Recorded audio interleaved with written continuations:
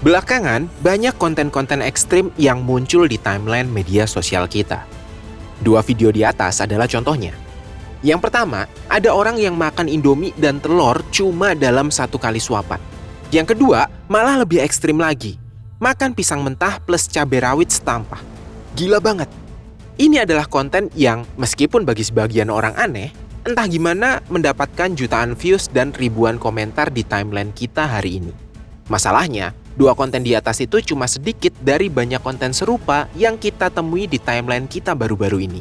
Seolah menyiksa diri udah jadi tren demi cuan di medsos. Pertanyaan besarnya, kenapa?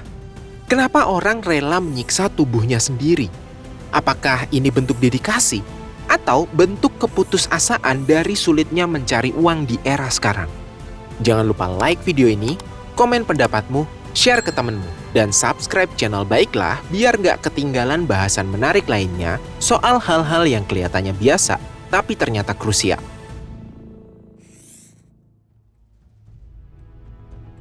Untuk memahami kenapa seseorang nekat ngelakuin hal-hal ekstrim, kita nggak bisa cuma menyalahkan kebodohan individu tersebut. Tapi kita harus ngelihat gambaran besarnya. Realitasnya pahit. Mencari uang dengan cara waras di Indonesia saat ini sedang susah-susahnya. Apa alasannya? Menurut Anwar Sanusi, Kepala Badan Perencanaan dan Pengembangan Ketenagakerjaan, gig ekonomi alias freelance telah menjadi kekuatan baru di pasar kerja Indonesia. Ada sekitar 4,4 juta pekerja di sektor transportasi, logistik, layanan kreatif, dan berbagai platform digital. Namun, pertumbuhan pesat ini juga disertai beragam kerentanan. Banyak pekerja gig menghadapi ketidakpastian pendapatan, jam kerja yang panjang, minimnya perlindungan keselamatan dan kesehatan kerja atau K3, serta terbatasnya ruang partisipasi dalam proses kebijakan. Artinya, sektor ini sangat rentan dalam hal pendapatan serta perlindungan. Nah, konten kreator menjadi salah satu profesi dalam gig ekonomi yang cukup digemari. Survei Tirto mengungkap hampir 70% responden usia 16-45 tahun tertarik menjadi influencer. Dari temuan tersebut, mayoritas responden yang mengaku ingin menjadi influencer berasal dari kalangan anak muda berusia 20-25 tahun. Influencer dinilai merupakan peluang karir yang menjanjikan di masa depan. Dengan modal ponsel pintar untuk menyunting konten, siapapun kini bisa jadi influencer. Ditambah, media sosial terus-menerus membombardir kita dengan kisah sukses konten kreator. Ada yang membanggakan dapat ratusan juta dari live, atau bisa beli rumah dari hasil endorse, dan lain-lain. Narasi ini menciptakan bias. Orang berpikir bahwa menjadi konten kreator adalah jalan pintas untuk keluar dari kemiskinan. Padahal, persaingannya brutal. Untuk bisa stand out dan dilirik algoritma di tengah jutaan konten, seseorang merasa harus melakukan sesuatu yang berbeda. Sayangnya, definisi berbeda ini seringkali diterjemahkan menjadi ekstrim, berbahaya, atau bahkan menjijikkan.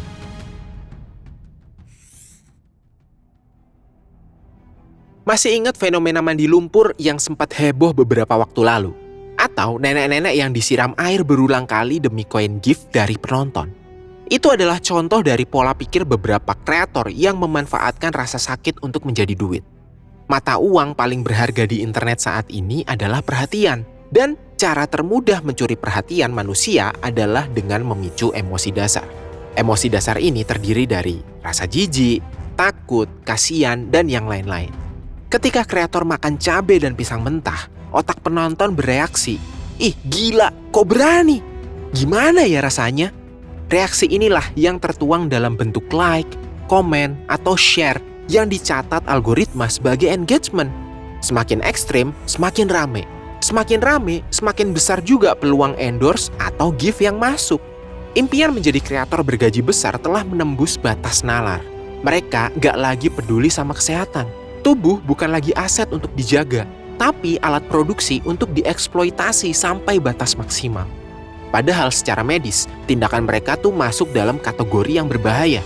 Mari kita ambil contoh seorang influencer kebugaran asal Rusia, Dmitry Nuyazin, yang meninggal dunia setelah memaksakan diri mengkonsumsi 10.000 kalori setiap hari. Tindakan ekstrim itu ia lakukan dalam sebuah tantangan yang disebut sebagai food marathon. Ia berencana menaikkan berat badan sebanyak 25 kg sebelum menurunkannya kembali sebagai bagian dari promosi program penurunan berat badannya. Namun, tantangan ekstrim ini berujung tragis. Sebelum rencananya tercapai, Dimitri mengalami henti jantung saat tidur dan meninggal dunia. Ini bisa jadi bukti ya bahwa bagi kreator yang kebelet FYP, peringatan medis ini tuh kalah sama suara dari notifikasi saweran yang masuk. Logika kesehatan telah mati kutu di hadapan desakan ekonomi.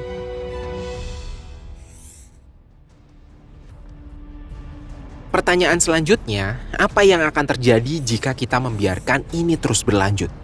Dampaknya bisa jauh lebih besar daripada sekedar rasa sakit yang dialami sama si kreator. Pertama, degradasi nilai kemanusiaan alias dehumanisasi. Kita perlahan menjadi masyarakat yang tumpul empati. Ketika melihat orang yang menyakiti diri sendiri, kita malah memberi like dan bukannya menolong atau melaporkan. Dengan kata lain, kita menikmati penderitaan orang lain sebagai tontonan.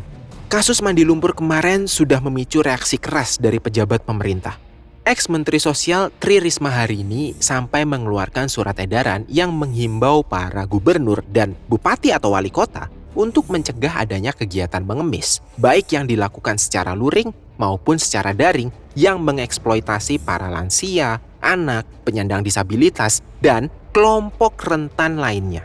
Risma juga mendesak pemerintah daerah untuk memberikan perlindungan serta rehabilitasi kepada para korban eksploitasi. Kedua, sekaligus yang paling berbahaya, adalah efek penularan ke anak-anak.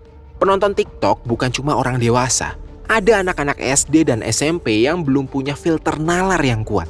Ketika mereka melihat konten mukbang cabe atau mandi lumpur dan jadi terkenal, mereka akan berpikir cara itulah yang memang harus ditempuh. Kita sedang mewariskan budaya di mana kebodohan yang viral lebih dihargai daripada karya yang bermanfaat. Oke, jadi siapa yang salah? Apakah si kreator yang putus asa butuh uang? Atau pemerintah yang gagal menyediakan lapangan kerja? Atau justru kita, penonton yang diam-diam menikmati sirkus ini? Jawabannya, semuanya punya andil. Satu hal yang paling pasti, viral itu sementara, tapi kerusakan tubuh dan jejak digital itu tuh permanen. Menjadi konten kreator adalah cita-cita yang sah. Tapi kalau harganya adalah menggadaikan kesehatan dan akal sehat, maka harga itu tuh terlalu mahal. Nggak ada endorsement yang sebanding dengan gagal ginjal atau infeksi bakteri seumur hidup. Apa yang bisa kita lakuin? Sebagai penonton, kita punya kekuatan terbesar untuk nggak memberi para kreator ini panggung yang lebih besar. Jangan tonton video mereka sampai habis. Jangan beri like dan komen. Apalagi share. Beberapa media sosial seperti TikTok dan Instagram juga memiliki fitur not interested yang bisa dipilih jika kita merasa suatu konten tidak cocok dengan preferensi kita. Yuk, kita kembalikan fungsi media sosial sebagai tempat berbagi kreativitas, bukan rumah sakit jiwa online. Kalau kamu ngerasa video ini bikin kamu ngerti sesuatu yang sebelumnya kelihatan rumit, jangan lupa untuk like, komen, dan share ke temenmu. Dan tentu aja, subscribe ke channel Baiklah biar kamu nggak ketinggalan pembahasan-pembahasan penting lainnya.